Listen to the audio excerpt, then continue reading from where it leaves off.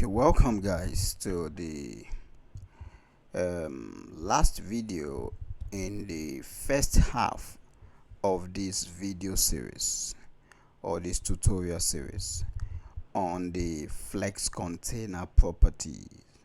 Okay, so we've been able to look at all these properties: display, flex direction, flex wrap, flex flow, justify content, align items, and let's look at the last one, which is align content. Okay, so the align content is just more or less like a combination or just having a feeling of justify content and align items. Okay, so but don't forget, the align content will only work when we have multiple rows. Do you get?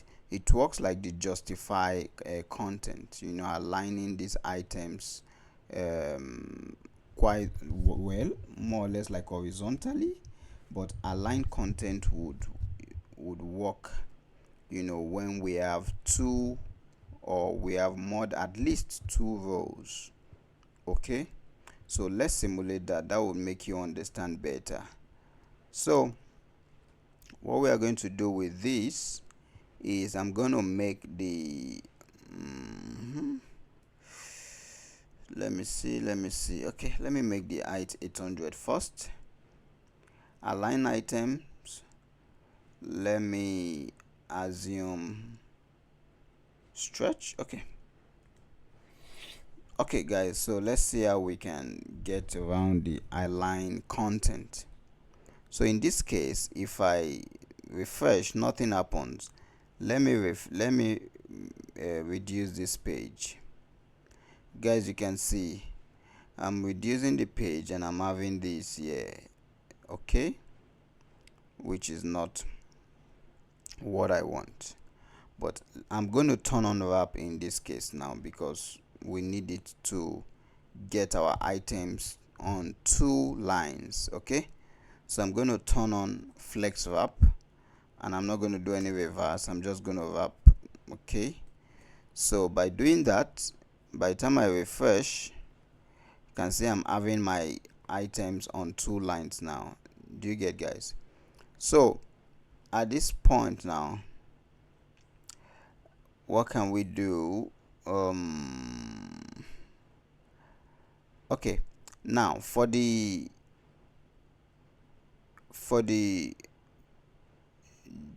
justify.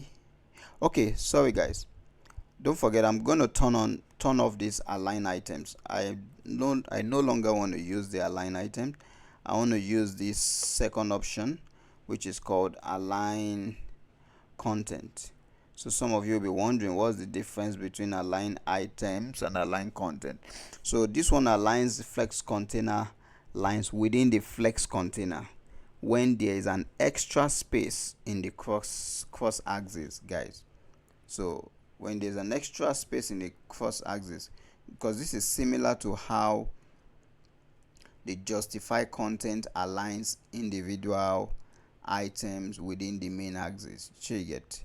So the justify content, like we said earlier, aligns items along the main axis horizontal, but this case now of the align content, this one aligns the items along the cross axis, but it has all those options that the justify content will have along the main axis, such as the space around, space between, space evenly, and the rest. So it's more or less like similar to justify content, but in this case along the cross axis. So it's more or less like the inverted form of the justify content, but this will only work when we have multiple lines. So that's why I had to turn on the flex wrap, so that we're having multiple lines here.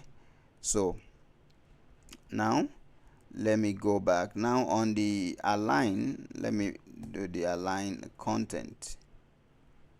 So in this case now, let me use a flex start, and let's see what we have, guys. Flex start. So can you see now we have flex start, and this is what we get, right? So let's use the other option that we can use. We have a center, or let me do space around. So just like justify content, so this space around is going to create space around the items. So this would get half of what you have here. So if this is 50, this will be 25, and the edge will be 25. Okay, so we have what we call space between, which will not give any space at the extreme ends of the items. Then space evenly. Let's see space evenly, guys. So you can see the space would be even for all. Then we have what else? We have center. I think we've done center. We have center. So that's about that, guys. So this is align content, guys. So this one aligns items across the cross axis. So it's similar to the justify content. You know, the only difference is justify content would do it along the main axis, but in this case this is along the cross axis, but on condition that there are multiple lines or multiple rows. When you apply this on a single row, it's not going to have any effect. Okay, and once again, the align items property aligns the items or a single row, for instance, along the cross axis. So if you want to center something along the vertical axis on the page, you're going to make use of the align items. If you want to center an item or align items along the main axis horizontally, we use the justify content. We want to align items along the cross axis, but not just item alone, like we want to align content, and that's why we use, you can see the word here, guys, items, content. So it's more or less like content now is like two or more lines, unlike the align items that is just a single line with multiple items. Do you get now? So I guess that's more or less the difference between these two guys. These two guys here, they are both on the cross axis.